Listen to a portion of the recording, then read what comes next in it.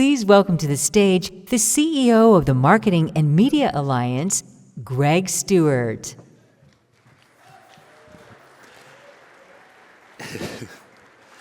If all members of the C-suite are paid based on growth, and they are, and the CMO in marketing is most responsible for growth, then why isn't she or he the most important person at the table?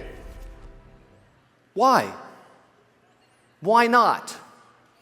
If growth is the focus, and it is, and marketing is the growth engine, this should not even be a debate.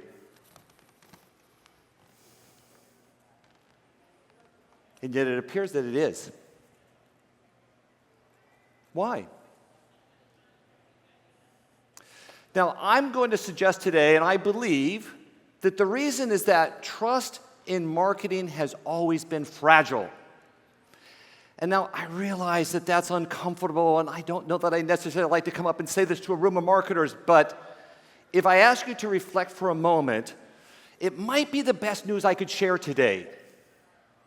Because if lack of trust was somebody else's fault or some other external situation, then there's nothing we could do about it.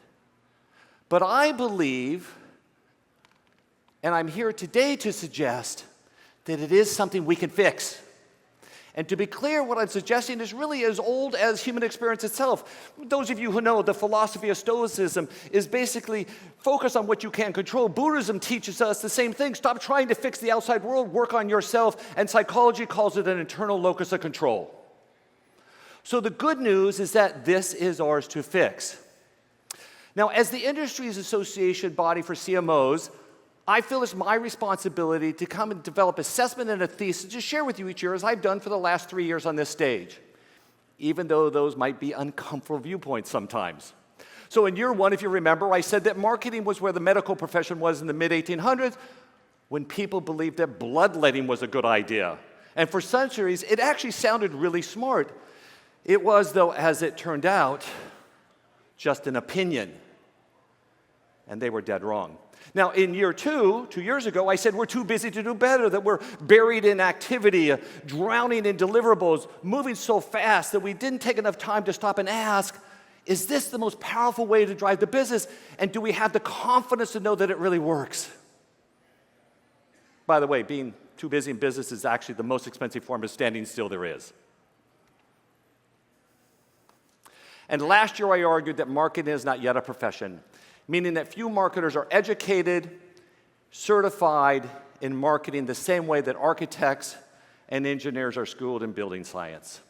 Same for doctors, same for 90 other professions that exist out there.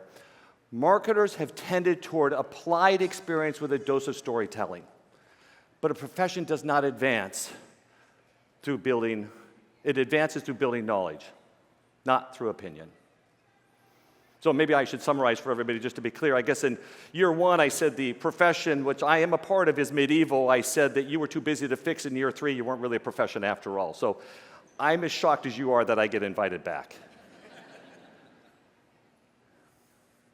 So this year, I want to take another leap forward, right?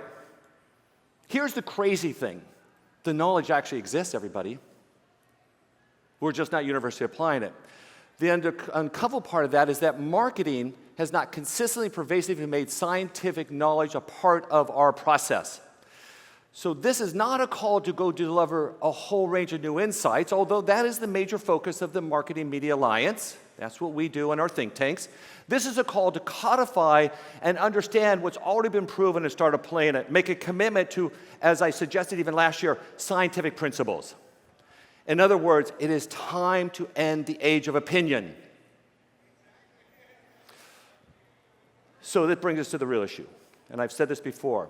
In order to be a profession, you need to have a codified body of knowledge, one that the practitioners, you all, learn, believe in, and build on top of, just like the Hippocratic Oath for doctors. Now, the closest thing we have is a book called Empirical Generalizations about Marketing by Dominic Hassens at UCLA, published by the Marketing Science Institute. Begs another question, do you all even know who the Marketing Science Institute is? It was last updated, unfortunately, in 2015. It has 125 empirical generalizations of marketing that are based on 10,000 research papers. It is what academics call settled knowledge. We believe, to the best of our knowledge, this to be true at this moment. The challenge is, I have never met a marketer who knew about the book, let alone read it. So let me give you 3 examples of what exists in there. For advertising, where I grew up, many of you here are focused on, especially for Possible, the research shows that the median payoff on a 10% increase in ad spend is a 0.5% lift in sales. 0.5% in sales increase. Likely not profitable. And did you know that advertising impact has been declining every decade since the 1960s? Digital hasn't made things better at some level, is what that would suggest. And here's the part that we miss. We don't understand the long-term effect of brand. We talk about brand, but we don't really know what it is. Because listen, advertising output is not an immediate sale, per se. It's a mental state that delivers long-term. The challenge is that we can't explain that to the CFO. Until now, more on that later. So let's take the world of promotions, one of my favorite ones. Promotions, settled knowledge there is that 75 cents of every promotional dollar goes to stealing a customer from your competitor who is spending the same to steal them right back. Only 10 cents of that dollar actually grows the category. For many brands, your heaviest users are major switchers. Promotions don't build demand, they just redistribute it. This might be the most expensive stalemate in business. And lastly, did you know, and this is the one that really got my attention the most in the book, distribution has 67 times the sales impact of advertising. Getting into one more shelf, one more channel moves more product than any purpose-driven campaign can do, or any media plan ever written. The most powerful decision that a marketer makes, that a brand makes, is where they show up. Trust me, as an ex-agency guy who spent a lot of time building ad campaigns, not knowing that fact concerns me.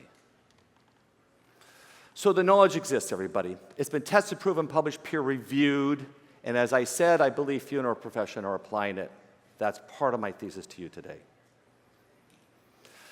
So that's the knowledge we've been ignoring for some number of decades, right? Empirical generalizations was first published in around 2005, 2010.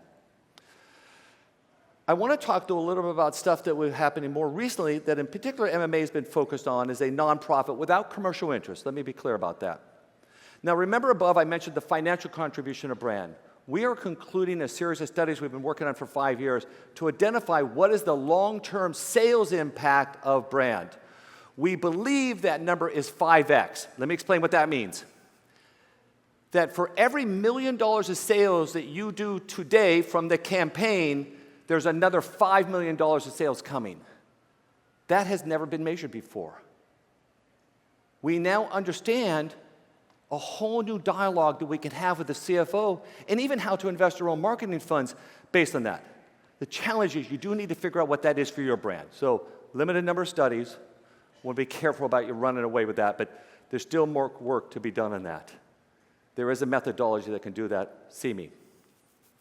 Or this is my favorite, the insane increase in impact that we've seen when AI-driven machine learning is used properly to serve personalized ads to audience cohorts. On average, based on the 30 lab experience for the ones just in the US, we've seen increases of plus 160%. That's more than double the impact of performance. Why isn't everybody doing this today? Why aren't we personalized ads? It's almost inconceivable that we wouldn't want to try to deliver a closer attuned message to a user than possible, and yet I've seen very few companies universally roll this out.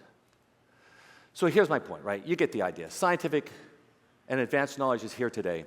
We're just not universally applying it. And I want to take a moment to talk about AI, because I have spent a significant amount of time, as I hope most of you are, in trying to understand what that means. Let me be clear, though. Having now worked with AI and LLMs, having seen every marketing transformation and been in the front lines of that, internet, mobile, everything, these changes in marketing, these are transformational changes, and AI is absolutely revolutionary. It's like nothing I feel like I've ever seen, and anybody I know who's paying attention says the same thing. And it's definitely going to shape how advertising works and how marketers work. However, and you've got to learn AI fluency. Do not forget that. Like, you need to understand how to apply what type of AI in what situation and where. Like, you must figure that out and learn that inside in the same way you understand every other tool and business you have. That's not optional. But here's the thing. AI and the LLMs aren't going to solve our opinion challenge. Because if you ask an LLM what good marketing looks like, it gives you back the opinions that we've already collectively agreed on at some level, but they're not fact and they're not right. I know, I've looked at this, they are not right. And so if that's all flawed, the LLMs and ARs aren't going to save you from it, they're just going to scale the problem.